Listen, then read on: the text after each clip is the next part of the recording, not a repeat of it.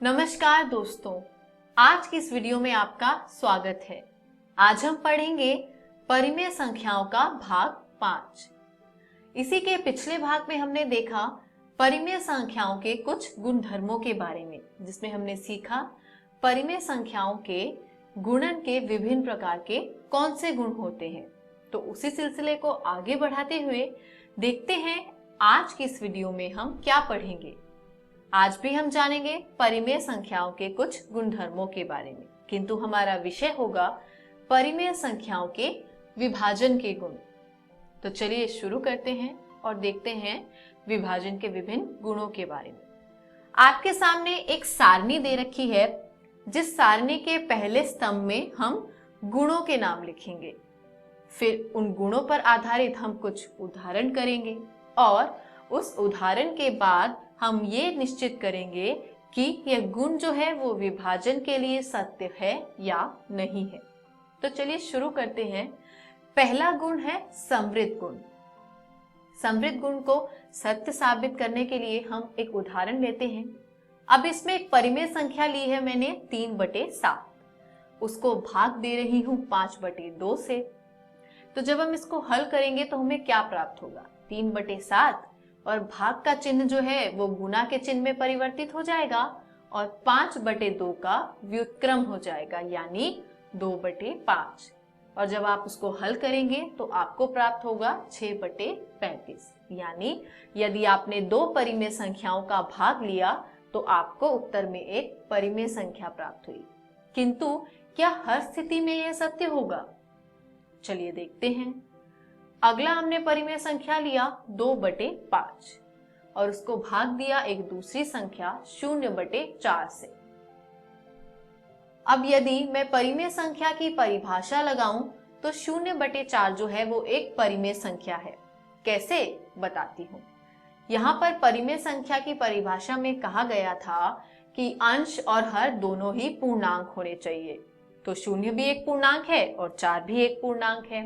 और दूसरी स्थिति होती थी कि हर जो है वो 0 के बराबर नहीं होना चाहिए। तो 4 जो है वो 0 के बराबर नहीं है, इसलिए 0/4 जो है वो एक परिमेय संख्या है। तो आइए इसको आगे हल करते हैं। 2/5 को वैसे ही लिख लेंगे। भाग का जो चिन्ह है वो गुणा में परिवर्तित होगा और ये हो जाएगा 4/0, इसका व्युत्क्रम।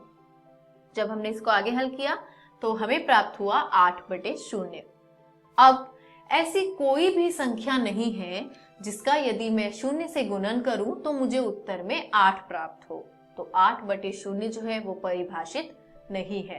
तो इस उदाहरण से हमने सीखा कि यदि दो परिमेय संख्याओं का विभाजन हो रहा है तो ऐसा जरूरी नहीं है कि परिणाम में जो संख्या प्राप्त हो वह भी एक परिमेय संख्या हो, यानी विभाजन जो है वह समृद्ध नहीं होता। अगला गुण देखते हैं, क्रम विनिमय गुण। क्रम विनिमय गुण को सिद्ध करने के लिए हमने एक उदाहरण लिया। 3/7 को 5/2 से भाग दिया। इसको हल किया तो आया 3/7 गुना 2/5, जैसा कि आपने ऊपर देखा होगा, और उत्तर में आ गया 6/35। अब जरा इन संख्याओं के क्रम में परिवर्तन करते हैं। पहले 3/7 को भाग दिया जा रहा था 5/2 से, अब 5/2 को भाग दिया जाएगा 3/7 से। तो हल करने पर आया 5/2 गुना का चिन्ह और 3/7 का उल्टा, यानी 7/3। और जब हमने इसको आगे और हल किया तो प्राप्त हुआ 35/6। तो जब हमने परिमेय संख्याओं के क्रम में परिवर्तन किया तो परिणाम में भी जो परिवर्तन है वो हमें स्पष्ट दिख रहा है, यानी विभाजन जो है वह क्रम विनिमय नहीं है। तो चलिए थोड़ा आगे बढ़ते हैं और देखते हैं अगला गुण, साहचर्य गुण। इसमें उदाहरण में आपको 3 परिमेय संख्या दी है, जिसमें कहा जा रहा है कि पहले -1/4 को भाग देगा 7/5 और जो यहाँ पर आपका परिणाम आएगा वो भाग देगा 2/3 को। और दूसरी स्थिति में भी यही 3 परिमेय संख्याएं ली गई है, लेकिन पहले 2/3 को भाग देगा -1/4 और जो परिणाम प्राप्त होगा उसको 7/5 से भाग दिया जाएगा। अब क्या इन दोनों स्थितियों को उपयोग में लाने के बाद जो परिणाम होगा वो एक जैसा होगा? चलिए देखते हैं।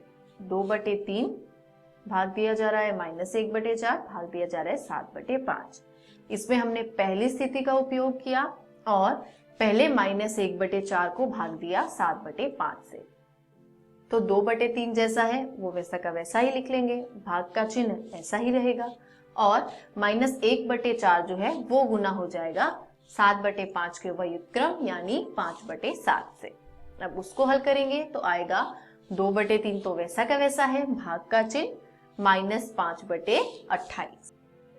अब जब आप इसको आगे हल करेंगे तो 2/3 वैसे का वैसा रहेगा, भाग का चिन्ह गुना में परिवर्तित होगा और -5/28 का व्युत्क्रम आ जाएगा 28/-5। जब आप इसको आगे हल करेंगे तो उत्तर में प्राप्त होगा 56/-15। तो चलिए अब हम क्या करते हैं, इसकी दूसरी स्थिति का उपयोग करते हैं। तीनों परिमेय संख्याएं ले ली। दूसरी स्थिति कह रही थी कि 2/3 को भाग देना है -1/4 से, यानी 2/3 वैसे का वैसा रहेगा, भाग का चिन्ह गुना में हो जाएगा और -1/4 का व्युत्क्रम ले लिया जाएगा। व्युत्क्रम लेने के बाद फिर जो परिणाम होगा उसको हम भाग दे देंगे 7/5 से। इसको आगे हल करने पर प्राप्त होता है -8/3 और गुना कर देंगे हम 7/5 के व्युत्क्रम यानी 5/7 से। अब जब आप आगे इसको हल करेंगे तो प्राप्त होगा -40/21। अब आपने ध्यान दिया कि पहली स्थिति में उत्तर था 56/-15 और दूसरी स्थिति में उत्तर आया -40/21, यानी विभाजन जो है वह साहचर्य नहीं है। इसी के साथ आज की ये वीडियो हमारी यही समाप्त होती है। आज के इस वीडियो में हमने सीखा परिमेय संख्याओं के गुणधर्म, परिमेय संख्याओं के विभाजन के गुण, जिसमें गुण थे समवृद्ध, क्रम विनिमय और साहचर्य।